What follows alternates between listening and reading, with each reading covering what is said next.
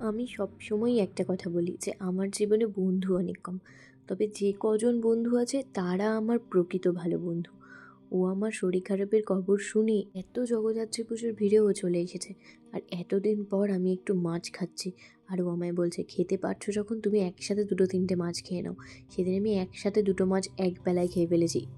আর ওইখানে ও বিরিয়ানি খাচ্ছে দেখে আমার যে মনটা কি আনশান করছে। যেই আমি একটু টিপে দিয়েছে খেতে পেরেছি, আমি আলাদা থালা নিয়ে চলে এসেছি বিরিয়ানি খেতে। যখন শরীর খারাপ হয়েছিল আমি ওর কাছে গিয়ে আমি আর হাসানদা ফ্রাইড রাইস চিলি চিকেন খেয়েছিলাম আর ওকে ডাল ভাত খাইয়েছিলাম।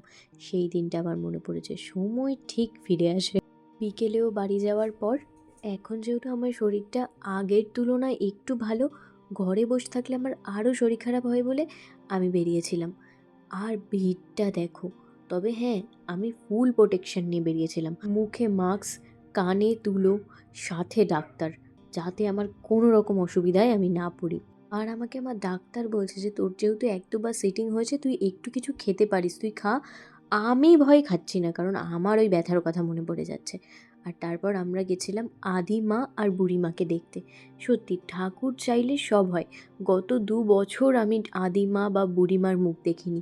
এই বছর এত শরীর খারাপ থাকা সত্ত্বেও আমি তাদের দেখতে পেয়েছি। এইটা একটা আলাদাই অনুভূতি।